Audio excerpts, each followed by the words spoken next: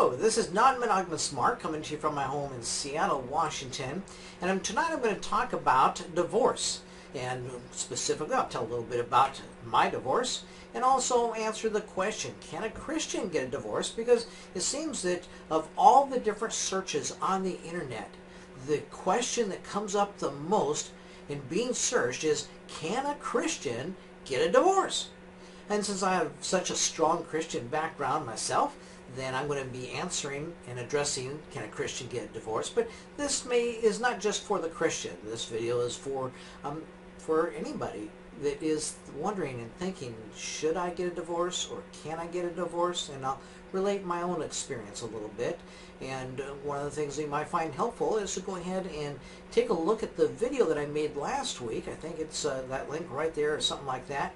But take a look at that video. That explains, I talked about my marriage. I talked about my divorce. I talked about also then my journey from being a super ultra conservative religious born again religious person, Christian, to being a non-monogamous person. And so that may be of some help to you as well. But let's go ahead and just, look into this question is about, should I get a divorce or can a Christian get a divorce? One of the things that I discovered in my own personal journey that really took me away to being where I'm a much more spiritual person today and a much more loving person today, but I'm a much less religious person today. And that is that if I did my own research on this, and if you were to take and go to every single denomination that you can think of and ask 5 separate leaders in each of those denominations, yes, it would be a very lengthy project for you, but ask them these 5 questions.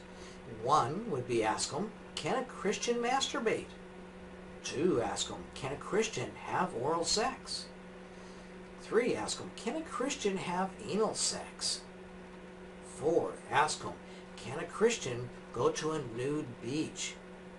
And 5, can a Christian get a divorce? With all 5 of those questions, you'll find that leaders from all different denominations will give you different answers. Yes, they'll all take and quote scripture, or they'll look up scripture and they'll talk to you about Bible scriptures and all this stuff that they'll talk to you about that the Bible says. But in reality, that the Bible is a document that can be found to answer a question, any question, pretty much however we want it to be answered. And so oftentimes that people will do that, is that they will have their thoughts and their opinion. Leaders in all denominations do exactly this. And so then they look to find the Bible verses that totally support their position. And so that's one of the things that I started to realize. I talked about that I used to take and be in charge of it. I was on the board of directors. I was the president of the board of directors for a non-profit Christian ministry here in Seattle. And I'd go out and I'd talk to the churches and pastors and the boards of the churches all the time. And one of the things that I found and I discovered, this is when I was still very religious myself, is that you can't get 2 people in the same denomination oftentimes to agree on something. And then certainly you can't get, when I was working with maybe like 20 different denominations, you can't get 20 different denominations to agree on things. It's very difficult. And so yes, they all try to get on their pious, self-righteous high tower and try to take and use the Bible and Bible verses to support their position. That's why we've got so many different denominations. And so, I started to wonder myself as to what is the right way. And one of the things, going back to this whole idea of, can a Christian get divorced? Definitely you can. In fact, it was interesting. I went to a very conservative Christian church. And by the time I got my divorce, I wasn't going to church anymore. The video from last week will tell you about that. But my wife was still going to church. And when about, I think it was 6 or 7 years before we got divorced, my wife and I opened our marriage. And it was 2 years before that, and that was last week's video that talks about my journey. And it was 2 years before that, so like 8 years before my divorce.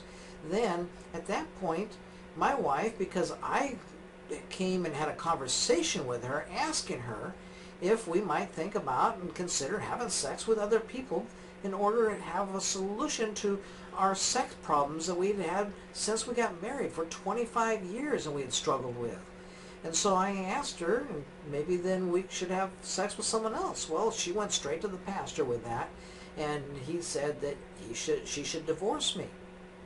And it came right from the pastor's mouth in this very conservative church, that because I had even dared to talk to her, I hadn't had sex with anybody yet, but I had dared to talk to her that we might have and maybe consider having sex with other people. And just talking to her about that was so threatening that the pastor himself suggested that we get a divorce, or that she divorce me. And so, it didn't happen that way. It did 8 years later, then when we got divorced, what led up to that is that my wife decided that she wanted to go ahead and start to date herself. And she, for the first time in her life, fell in love. Now, I married her. We were married for 34 years. But when I married her for love. But she grew up in a family that never exhibited love in between mom and dad, and between mom and dad and the kids. And they really didn't model love.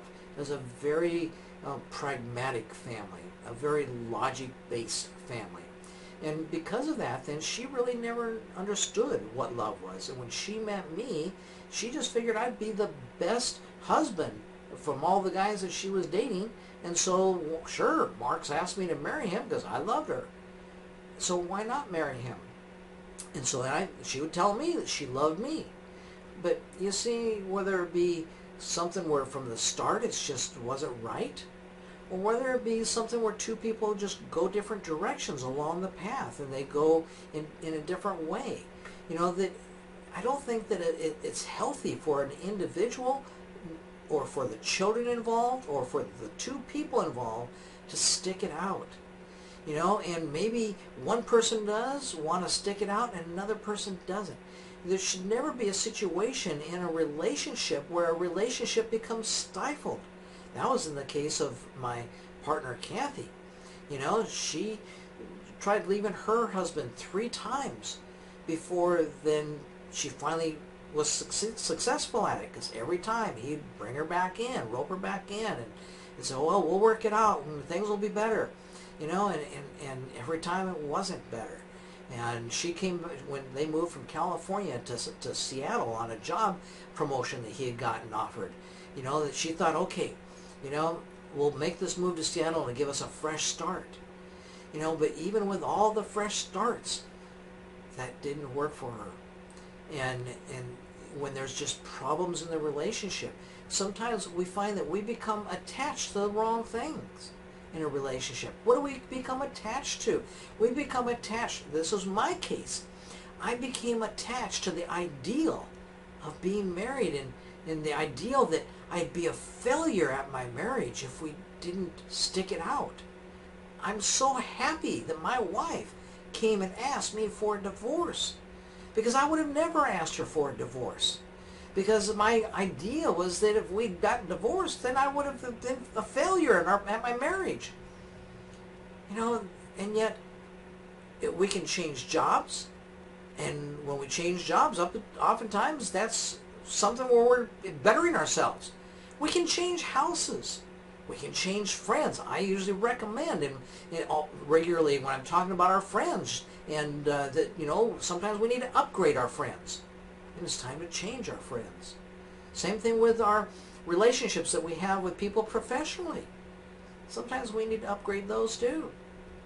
And the only thing we can't really upgrade is our relatives, but we can pay less attention to our relatives. I've done that. And so when it comes to being married, don't be attached to that idea that I've got to stay married, otherwise I'll be a failure. No, you won't at all. In fact is, chances are staying married is keeping you stuck. It did me, and I didn't realize it until after I was divorced, that my marriage kept me stuck. And it kept me from thriving in my life. It kept me from thriving sexually. And I have met so many people that have told me, and religious people, and non-religious people, but so many people tell me that it was finally when they got divorced that they were able to liberate their lives, and their lives started to thrive sexually. Also financially. Getting a divorce sometimes can be devastating financially. I know for me, my wife and I had businesses together. We had houses together, and I feared what would happen financially. How would I hold it all together financially if we got divorced? But the reality is, none of that matters. I'm 60 years old, and I spent from my 20s, almost 40 years now, spent from my 20s just acquiring stuff. But none of that stuff really truly matters. And I started to realize that when my grandparents died, and I was the executor of the estate. And my grandfather, he was the last to die, and he made me promise the last week of his life, Mark, do not let your wife go through my stuff. She throws things away too fast. You got to go through things much more carefully. And my grandfather was attached to his stuff, and that was something that was a conflict that he and my grandmother regularly had. He kept every magazine that he ever subscribed to. That they all had a lot of value to him. And we find that all that value is the value that we place on things. And we become attached to our stuff. Right now, I'm getting rid of stuff because I just don't want it around anymore that's worth hundreds and thousands of dollars. And at this point, I just want to be free of it. And I'm giving the stuff away. Because I don't want to take the time to try to sell stuff. Sometimes you'll spend more time and get attached to something because you got to get a few bucks out of it than enjoy the freedom from just getting rid of it. And so don't become attached to your marriage because of the stuff that you have with your spouse. Don't become attached to your marriage because of your friends.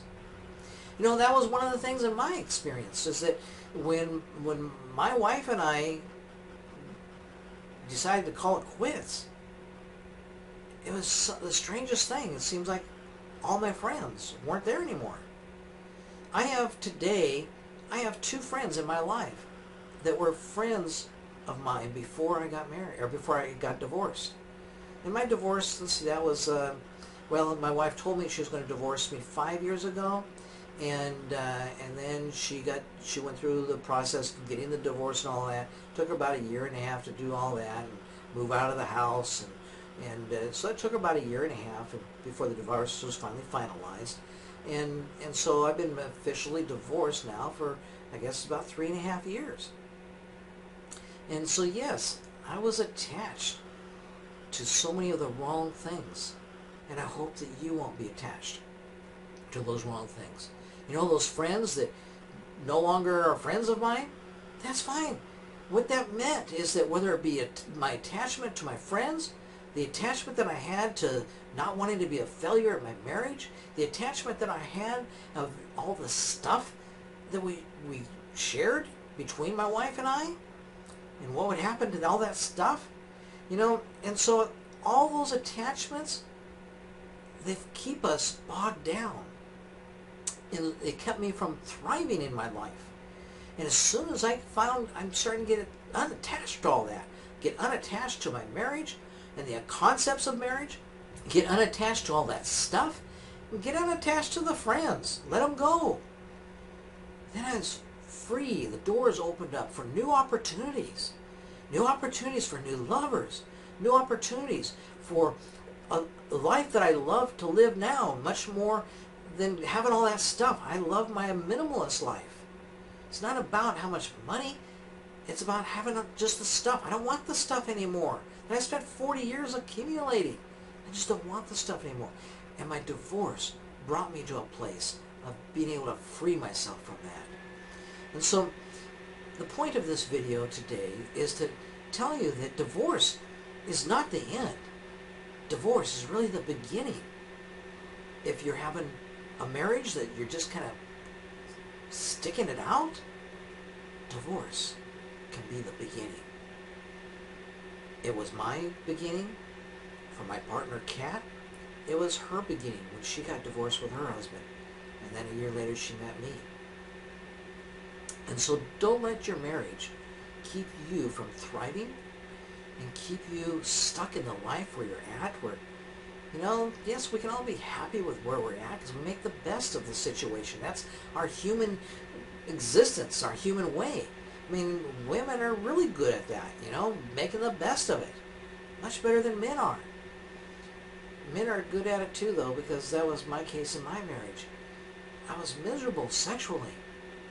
And yet I made the best of it for 25 years until my wife and I opened our marriage. And so you can find that opening the doors to your life in so many areas can take place through a divorce. Now, the thing I want to suggest to you with a divorce, though, is to go about it in a really positive energy. My wife, she didn't go about it with a positive energy. She went about it with a lot of negative energy. And I just wanted to see her happy. And so I kept a really positive energy. She hired an attorney. I didn't. And so her attorney, she had to pay her attorney. When I went to court and decided to let the judge decide how it was going to get settled, the judge looked at me and says, "You did the right thing." I've heard of people getting divorced. They'll spend $30,000, $40,000, $50,000 in their attorney bills. That's absurd. Two people that loved each other at some point, or had some love between the two, work hard. There are different ways and different kinds of divorce. In Washington State, they have a kind of divorce where two people, really work hard through mediators to come to agreement if you're just having a hard time agreeing. And so, look for other processes than just hiring a quick attorney and going at it. Keep your energy positive throughout the process. And I think then, for me, again, not wanting the stuff, I was fine with letting my wife have just about everything she wanted, with the exception of a oak roll top desk that I'm sitting here at now, and not anything you see behind me, but over here to my side, and then also an oak dining set, and those are the things that she had asked that I wouldn't allow to go, because she had an apartment, I had the house, and so it was like, yes, I kept those two things, and I enjoyed those two things, but I wouldn't have gotten nasty over those things either. So one of the things, though, that I believe her nastiness came back to bite her in the butt. She was nasty through the whole process of a divorce, trying to take everything she could possibly get from me. And in the end, though, a year after we got married, a year after she told me she was going to divorce me, she took her 6 months to move out of the house, or 5 months, something like that. But a year later, after she told me she was going to divorce me, she came down with colon cancer, stage 4. And she died about a year after our divorce was final. And so, I think that that's just part of the processes of her life. And I encourage you, just really keep a positive energy through this whole process. It doesn't have to be nasty and negative. It can be something that both of you end up thriving through. So I want to finish up this video by giving you an invitation to take a look at Non-Monogamous Lifestyles Association.